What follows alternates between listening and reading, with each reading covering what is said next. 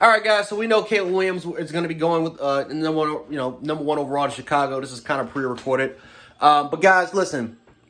This is what I gotta say about Caleb Williams going to the Chicago Bears. Is it the right pick? Yes. Well, is he the best quarterback? Yes. Is he the Is he the quarterback with the most upside? Debatable, right? A lot of people say that Drake May has the highest ceiling, but the player with the highest floor, undoubtedly, is Caleb Williams.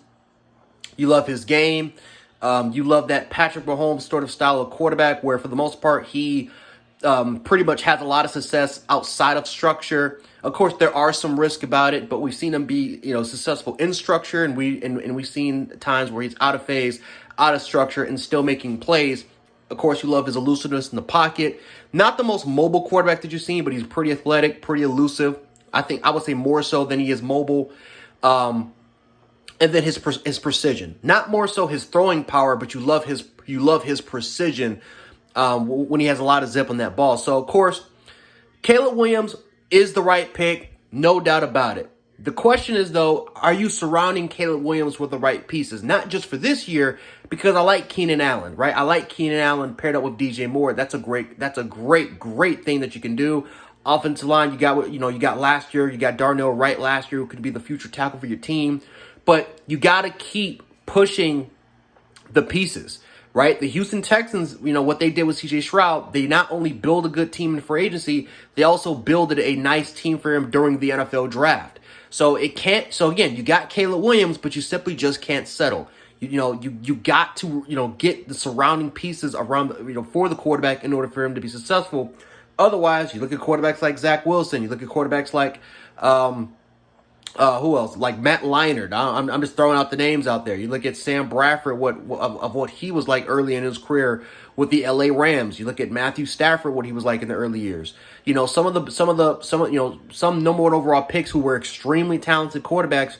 These organizations never, ever was able to build around the quarterback successfully.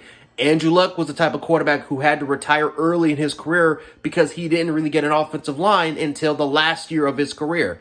Right? They didn't really start to really build around that offensive line around him. They just thought that he's Andrew Luck, he's a generational prospect, and he's overall going to help carry the franchise. You cannot go into this thing with the mindset that a quarterback can carry your franchise. You have to help the quarterback as much as the quarterback is going to help out your organization. If you can do that, if you can build upon that successfully, we've seen over time how great certain quarterbacks can be, right? Typically, the best quarterbacks in the league are like mid-first round picks, late first round picks. They're not even drafted typically in the first round. Why? Because their organizations they prioritize building around the quarterback first rather than the quarterback being the one to kind of carry the franchise. You look at Patrick Mahomes, why he's considered to be one of the greatest quarterbacks of all time right now. Well, simple. He went into a situation where they didn't need Patrick Mahomes to come in right away and win. The team was already built around the quarterback. It was just in case that when Alex Smith, who already went down, who people forget, who Alex Smith was one of the best quarterbacks in the league, as soon as he stepped down, Mahomes walked straight into that thing, and ultimately the rest was history. Josh Allen failed his first year, and it wasn't even particularly his fault because the team didn't build around him. But that following year in 2019, what happened? John Brown, Cole Beasley, the following year, Stephon Diggs. They built around the offensive line, Mitch Morse. Deion Dawkins became really, really well developmental-wise. They picked up Emmanuel Sanders, Gabe Davis. The rest was history with Josh Allen. Lamar Jackson, the offensive line was set. And you needed the right offensive coordinator to kind of bring the best out of Lamar. It's Brock Purdy with the San Francisco 49ers of why he was able to be successful. Dak Prescott in his rookie year, why he was able to be so successful with that offensive line and Ezekiel Elliott.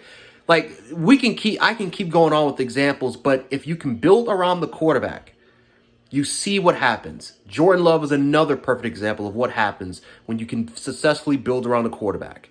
That's what Chicago has to do, not with this pick, but with the entirety of this NFL draft. Because if you can do that, Caleb Williams not only can level to expectations, he can exceed expectations if you can follow that formula.